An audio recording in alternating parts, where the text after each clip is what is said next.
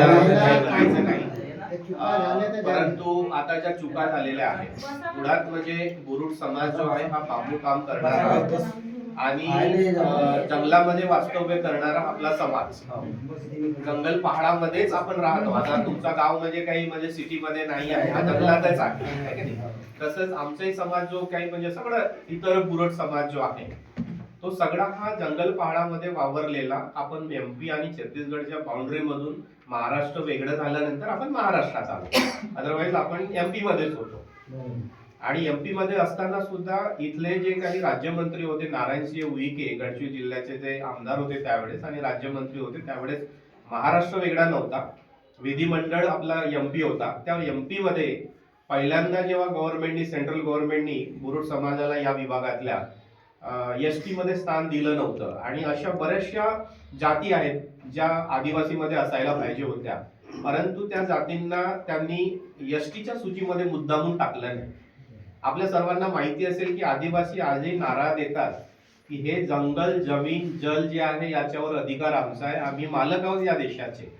कारण की मूळ निवासी इथले आहोत आम्ही. आदिवासी म्हणजे मूळ निवासी, आदिवासी म्हणजे खालचे लोक नाही, हे आलेले बाहेरून जे आहे त्यांच्यापेक्षा कमकुवत नाही.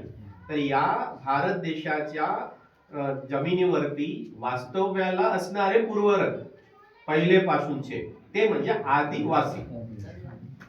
आणि या आदिवासींची संख्या भरपूर होती. तुम्हाला आठवत असेल तर हा पूर्ण विदर्भ जो आहे तुमचा, हा गोंदियाला नाव सुद्धा गोंदिया जो दिलेला गेला आहे तो गोंडांच्या याच्यावरून दिलेला आहे. हा गोंड राजाचा पूर्ण एरिया होता आणि त्या गोंदिया याचा अपभ्रंश करून तो गोंदिया गाव देण्यात आलाय गोंदियाला. तसं पूर्ण विदर्भात जे काही आता आपले जिल्हे येतात 15-16, ते सगळे जिल्हे जे आहे बुलढाणा पर्यंत, यवतमाळ वगैरे, हे सगळे जिल्हे आदिवासी क्षेत्र म्हणूनच अजूनही अधोरेखित केलेले आहे महाराष्ट्राच्या त्या नकाशामध्ये. परंतु कालांतराने काय झालं की येथे प्रस्थापित जे समाज बांधव होते, ज्यांच्यामध्ये सत्ता होती, जे म्हणजे आपल्या इंग्रजांच्या काळामध्ये मालगुजारीपणा करायची किंवा त्यांना सपोर्टिव्ह म्हणून त्यांचे कामं करायचे, सेक्रेटरी वगैरे म्हणून, अशा लोकांचा प्रभाव असल्यामुळे त्यांनी काय केलं की या आदिवासींची लोकसंख्या कमी करण्याच्या दृष्टिकोनात, हे जर लोकसंख्येने जास्त असले तर उद्या चालून आपल्याला निवडणुकीमध्ये निवडून यायचं आहे, राज्यसत्ता हासिल करायचं आहे, तर हे आपलं शक्य होणार नाही. यांनी जर आवाज उठवला की आमचा जो हक्क आहे, आजही गडचिरोली जिल्ह्यामध्ये पेसा म्हणून नावाचा कायदा आलेला आहे आदिवासींच्या प्रोटेक्शनसाठी. तर आदिवासींची लोकसंख्या कमी करण्याच्या दृष्टिकोनातून बऱ्याच अशा आदिवासींच्या जमातीला त्यांनी कुणाला ओबीसी मध्ये टाकलं, कुणाला एसटी मध्ये टाकलं, कुणाला एससी मध्ये टाकलं, कुणाला ओपन मध्येच ठेवलं. नंतरच्या काळामध्ये त्या जमातीमधील जे एज्युकेटेड लोक होते त्यांनी पुढाकार घेऊन शासन दरबारी त्या म्हणजे निवेदन देऊन आपापल्या जाती ज्या आहे एसटीच्या सूचीमध्ये समाविष्ट केल्या, ज्यामध्ये आज म्हणजे भारताचे राष्ट्रपती पुरस्कार प्राप्त डॉक्टर विनायक तोमराम त्यांची सुद्धा जात परधान म्हणून आहे, परंतु ते एसटी मध्ये येत नव्हते. परंतु ते त्या जातीतून, परधान जातीतून शिकून मोठे झाले, ते गडचिरोलीमध्ये वास्तव्याला होते. तर त्यांनी शासन दरबारी निवेदन देऊन आपली जात ही एसटी मध्ये टाकून दिली. त्यामुळे अशा बऱ्याचशा जाती नंतरच्या काळामध्ये एसटी मध्ये आल्या, परंतु मुरुड आपली जात जी आहे मुळात ही एसटी मध्ये असताना आपण एससी मध्ये का आलो या संदर्भात सुद्धा आमचा आता पाठपुरावा चालू आहे. आम्हालाही माहिती नव्हतं त्या सगळ्या गोष्टी, कारण की संविधानामध्ये 340 कलम हे ओबीसीच्या आरक्षणासाठी लिहिलेली आहे. त्याच्यानंतर 341 जे आहे ते एससी साठी दिलेले आहे आणि 341 हे आदिवासींसाठी दिलेली आहे, 342 हे एससी साठी दिलेली आहे. तर त्या संविधानाच्या तरतुदीनुसार एससी आणि एसटी याचा विभाग किंवा संवर्ग जो तयार केला त्याचे काही नियम आहेत, कुठल्या जातीला एसटी मध्ये टाकायचं आणि कुठल्या जातीला एससी मध्ये टाकायचं.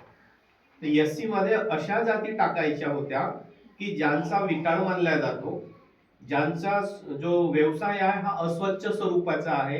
म्हणजे तुम्हाला कळते की कुठल्या जाती, जसा आता ढोर कुठले म्हणजे मेलेला असेल, बाहेर फेकला असेल, त्याचं जाऊन कातडं काढणे आहे ना, आणि संडास साफ करणे, अशा प्रकारचे जे काही अस्वच्छ स्वरूपाचे ज्यांचे व्यवसाय होते, अशा जातींना आपण विटाळ मानत होतो. पुढारलेले लोक जे होते त्यावेळेस ते विटाळ मानायचे, आपल्या जातीचा मानायचे, खालच्या जाती आहेत म्हणून.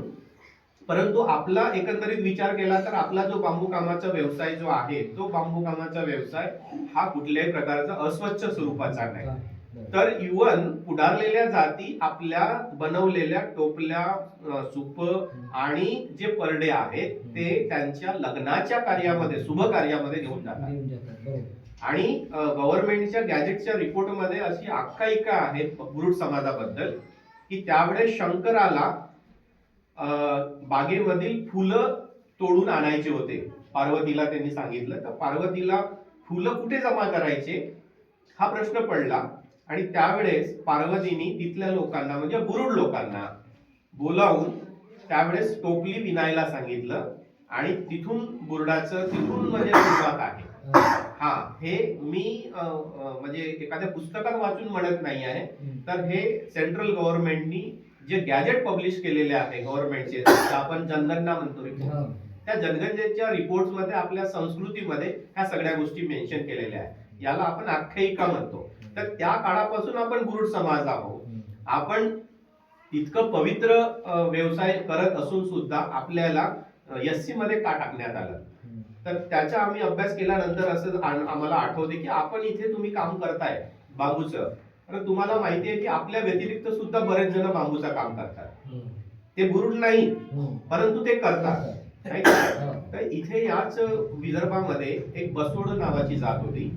ती बसोड जात तिचा मूळ व्यवसाय जो आहे डुक्कर पाळणे, डुकरांची रिअरिंग करणे, डुकराचे आपण जसा शेळ्या पाळतो तसं नाही का, डुक्कर पाळायचं, त्याची मटण विकायची, या प्रकारचं त्यांचा व्यवसाय होता. परंतु त्या व्यवसायाच्या भरोशावर त्यांचं मिळकत कमी असल्यामुळे त्यांनी हा आपला जो व्यवसाय आहे आत्मसात केला. आता आज म्हणजे बौद्ध समाजाचे लोक सुद्धा गोले वगैरे बनवतात आहे ना, चटाया बनवतात. आणि तो समाज सुद्धा जो आहे तो सुद्धा हे सुपर टोपल्या बनवायला लागलेला. आणि त्याच्यामुळे 1901 पासूनच्या ज्या जनगणना रिपोर्ट्स आहेत त्याच्यामध्ये काय झालं, चूक शासन लेवलवरती अशी झाली की बसोड आणि बुरुड हे एकच आहे. नाव वेगवेगळे जरी असले परंतु तेही बांबू काम करतात आणि हेही बांबू काम करतात, म्हणून अशा नोंदणी झाल्या. पण नोंदी झालेल्या असताना 1937 पासून काय केलं की बुरुड आणि बसोड जो आहे हे एकच असल्यामुळे तेही बांबू काम करतात, हेही बांबू काम करतात. पण ते बांबू काम करता करता ते डुक्कर सुद्धा पाळतात. तो डुक्कर पाळणे जो व्यवसाय आहे हा अस्वच्छ स्वरूपाचा असल्यामुळे त्यांच्या सकट आपल्या बुरुड समाजाला सुद्धा तिथे एससी मध्ये टाकण्यात आलं. ही एक मोठी चूक झाली. आता ती चूक झाली असं आपण आता का वाटते, तर एससी मध्ये असलेला महार समाजाने भरपूर प्रगती केली. आज ब्राह्मणाला सुद्धा मागे टाकून त्यांचे पोरं IAS ऑफिसर, कलेक्टर सगळीकडे ते स्थित झाले. पण आपणही एससी मध्ये होतो ना 75 वर्षात, मग आम्हाला का बरं जाता आलं नाही, तर आम्ही मुळातच आदिवासी आणि आदिवासींचा मेन कॅरेक्टरिस्टिक्स जो आहे तो अलिप्त राहणे, आयसोलेटेड राहणे, म्हणजे आपल्या सोबत असलेले जे मेन स्ट्रीमच्या काही जाती आहेत किंवा इतर जाती आहेत त्यांच्याशी आपल्याला संवाद साधायची भीती वाटत असल्यामुळे किंवा आपला संपर्क त्यांच्यासोबत नसतोच. आणि त्याच्यामुळे आपण इतक्यातच गुरफटून राहिलो 500-600 लोकांमध्ये आणि आपला विकास होऊ शकला नाही. आम्ही कधी बाबासाहेबांना आपलं मानू शकलो नाही. आम्ही कधी ज्योतिबा फुले, सावित्रीबाई फुले, अब्दुल कलाम हे जे काही महापुरुष झालेत या महापुरुषांना आम्ही कधी वाचलो नाही. आणि आपल्यामध्ये मग ती उर्मीच आली नाही की आपण आपल्यावरचा जो अन्याय आहे, आपण जे काही 75 वर्षात मागे राहिलो आहे, पण आपण सुद्धा पुढारलेल्या जातींपर्यंत पोहोचलो पाहिजे, त्यांच्या बरोबरीला पोहोचलो पाहिजे, हे कुठलेही जे काही भावना आपल्या समाजात आलेली आहे. आणि ही तर भावना आली नाही हे दुर्दैवच आहे. परंतु मोठा दुर्दैव मी जेव्हा माझ्या 3,500 लोकांचा विचार केला तर मला असं वाटते की प्रत्येक कुटुंबामध्ये भावाभावांमध्ये भांडण आहे. आणि एवढूसा समाज आपला बुरुड समाज असताना, तोही विखुरलेला असताना आम्ही एकत्र नाही. आम्ही एकमेकांबद्दलच्या चुकाच फक्त फाइंड आउट करत आलो 75 वर्षात. तो अमुक असा तो तमुक तसा, आणि मग त्याच्याशी बोलणं बंद, याच्याशी बोलणं बंद, आणि आपण एकमेका भावांसोबतच भांडत भांडत भांडत भांडत आपलं आयुष्य तिथेच गेलं. आपल्या पोराबाळांच्या म्हणजे शिक्षणाकडे लक्ष नाही, काही नाही. आणि अशिक्षितपणामुळेच आता ह्या सगळ्या एरियामध्ये एक दुसरी एक म्हणजे मोठी समस्या आमच्या म्हणजे समाजामध्ये जाणवली आम्हाला की वेशनाधीन मार्गाला आपला समाज भरपूर गेला, दारूच्या आहारी गेला, सट्टापट्टीच्या आहारी गेला, त्याच्यानंतर हे आपण पत्ते खेळतो त्याच्यामधले गेला, आणि जुवा म्हणतो आपण त्याला, आणि हे सगळं तंबाखू, खर्रा, दारू, पाणी, हा सगळ्या याच्यामध्ये आपला समाज बराच म्हणजे गुरफटला गेला. आणि त्याच्यामध्ये आम्ही म्हणजे सांगायला लाज वाटते की 18-20 वर्षाचे मुलं आज खंगून गेले, ते 90 वर्षाच्या बुड्यासारखे दिसतात, आणि ते 5 वर्ष सुद्धा पुढे जगतील की नाही याची गॅरंटी नाही. हे सगळं आपलं शरीर, आरोग्य आपण खराब करून टाकतो. आणि असाच समाज आम्हाला 3,500 जेव्हा लोकांना पाहिलं, तर आमच्यासारख्या सुशिक्षित माणसाला असं वाटलं की आपल्या समाजाला काहीतरी मार्गदर्शन केलं पाहिजे, या समाजाला पुढे आणलं पाहिजे. आणि या उद्देशाने मी माझं मुंबईचं जॉब सोडलं. मी इन्स्टिट्यूट ऑफ फॉरेन्सिक सायन्स, गव्हर्नमेंटची इन्स्टिट्यूट आहे, तिथे मी असिस्टंट प्रोफेसर होतो. तिथून जॉब सोडून मी नागपूर ठिकाणी आलो, आणि आज डॉक्टर आंबेडकर दीक्षाभूमी नागपूर या कॉलेजमध्ये सिनियर कॉलेजला मी आज असिस्टंट प्रोफेसर म्हणून काम करतोय. ते इकडे येण्याचा उद्देश माझा हे होता, मी 2016 मध्ये आलो, आणि मी माझ्या समाजाला, माझ्या ज्या नवीन पिढी आहे, कमीत कमी आतापर्यंत ज्या काही मोठ्या लोकांनी नाही केलं, परंतु नवीन पिढी कमीत कमी शिकली पाहिजे. शिकली तर आम्हाला त्यांना जास्त मार्गदर्शन करायची गरज नाही, त्याला सगळं समजते, लग्नही त्याचा व्यवस्थित जुळतो, त्याच्यानंतर जॉबही भेटतो, कसं व्यवसाय करायचा तेही समजते, आणि व्यसनाधीन मार्गापासून आपण दूर किंवा अलिप्त कसं राहायचं ते सुद्धा समजते. त्याच्यामुळे आम्ही काय केलं की आम्ही आमच्या समाजातील जे काही 10वी 12वी उत्तीर्ण विद्यार्थी होते त्या सगळ्यांना एकत्र आणून त्यांचा सत्कार समारंभ, केवळ सत्कार नाही तर त्या माध्यमातून समाज एकत्र येईल. समाज एकत्र आल्यानंतर आपण त्यांना मार्गदर्शन करू. आणि जे काही गैरसमज आहेत, आपल्या समाजामध्ये एवढी न्यूनगंडता आहे की माझ्या भावाचा पोरगा जर 10वी मध्ये चांगल्या मार्काने पास झाला तर माझा भाऊ जो आहे, म्हणजे त्याचा काका किंवा त्याच्या काकाचे पोरं, ते जडत जडत त्याला साधं म्हणजे अभिनंदन सुद्धा करत नाही, एवढी परिस्थिती खराब आहे का नाही? ही जी माइंड सेटअप आहे ना, आपला बदलवायला पाहिजे. आपल्याला पुढे नेण्यासाठी किंवा आपल्याला प्रगती साधण्यासाठी आपले आजूबाजूचे भाऊ बंद, आपले जे नातेवाईक आहेत तेच जाऊन म्हणजे सहकार्य करणार आहे. दुसऱ्या समाजाचा माणूस उठून तुम्हाला, चल रे बाबा माझ्या याच्यामध्ये कंपनीत नोकरीला आहे तर तुला लावून देतो, असं प्रत्येक जातीने आपल्या समाजातल्या लोकांना पुढे नेण्याचं काम करतात. आणि आपण मात्र 75 वर्षात आपण आपापसातच भांडत बसलो आणि एवढ्या मागे राहिलो. तर आता आपण जे काही चुका झालेल्या आहेत त्या चुका आपल्याला नष्ट करायच्या आहेत, आणि आपल्या समाजातील सर्व लोक एकत्र येऊन, मग ते श्रीमंत असो गरीब असो. मी तुम्हाला प्रश्न म्हणजे सांगतो की 2017 पर्यंत मी या सरांना ओळखत नव्हतो. हे माझ्याच समाजाचे, बुरुड समाजाचे, नागपूरला राहतात, यांची पूर्ण फॅमिली एज्युकेटेड, परंतु कुठल्याही प्रकारचा संपर्क नव्हता. त्यांच्या मनामध्ये इच्छा होती की समाजासाठी काहीतरी करायला पाहिजे, परंतु एकटा माणूस काय करेल? कुणीतरी असं म्हणजे हा याच्यामध्ये असं एखादा कार्यक्रम किंवा एखादं हे घडवून आणायला पाहिजे तर ती सहकार्य करतील. आणि यांना ओळखत नव्हतो, आणि मी माझं सुद्धा संपर्क जेव्हा झालेला लोकांसोबत, असं मला चित्र दिसलं की प्रत्येक कुटुंबामध्ये, भावाभावांमध्ये, भावा बहिणींमध्ये नुसत्या छोट्या छोट्या गोष्टींवरून भांडणं आहेत.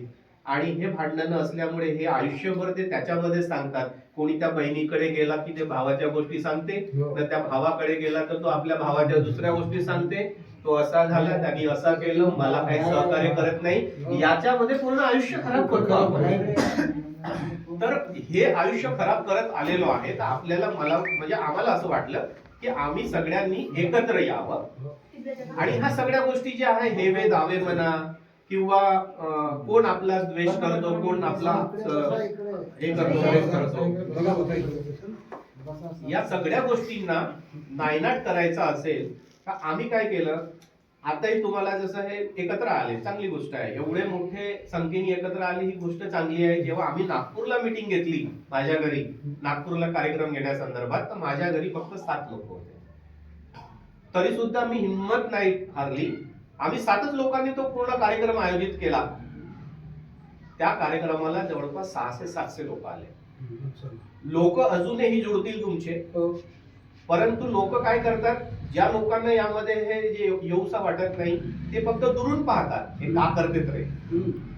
आणि जेव्हा तुम्ही हे सक्सेसफुल मार्गाकडे जात आहात आणि त्यांना वाटते की नाही हे खूप चांगलं करत आहे, यांनी आपल्या युक्तीने करत आहे, मग त्याच्यामध्ये ते जुळत जातात. तर जे येत नाही त्यांना आपल्याला रागवायचं नाही आहे, आपण प्रेमानेच बोलायचं आहे की हे आपण आपल्या मुलाबाळांसाठी करत आहोत. आपली नवीन पिढी सुशिक्षित झाली पाहिजे, आपली नवीन पिढी दारूच्या व्यसनाच्या आहारी गेली नाही पाहिजे, आपले मुलं नागपूर सारख्या ठिकाणी जाऊन शिकले पाहिजे, यासाठी आपण हे करत आहोत. एकत्र येण्याची गरज आहे आणि आपण सर्व समाज बांधव म्हणून एकत्र आलो पाहिजे. आता मी तुम्हाला सांगतो की आमच्या समाजामध्ये समाजाच्या एखाद्या कार्यक्रमासाठी 1 रुपया सुद्धा वर्गणी भेटत नव्हती. आज 2017 नंतर आज मी तुम्हाला कॉन्फिडेंटली सांगतो, मला स्वतः लोक फोन करून विचारतात की सर या वर्षीचा कार्यक्रम कुठे आहे, आमची वर्गणी घेतली नाही.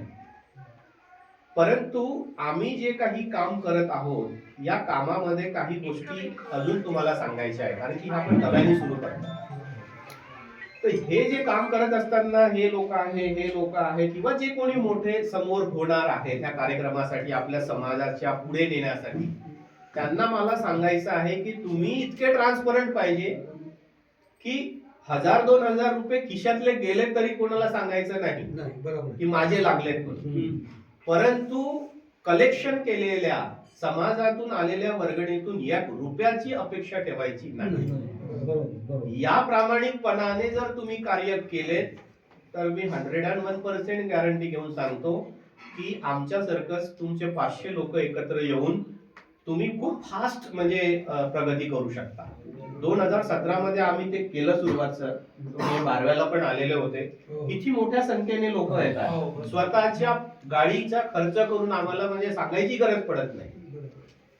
पहिल्यांदा आम्ही जेव्हा विचार केला, म्हणजे मी माझा कन्सेप्ट सांगतो आणि आपण मग तुमचे पण आपण विचारात घेऊ. तर मी विचार केला की आपण सामान्य परिस्थितीत लोक आहेत, तर आता जे सर्व्हिसला लोक आहेत, जे सदन आहेत, त्यांच्याकडून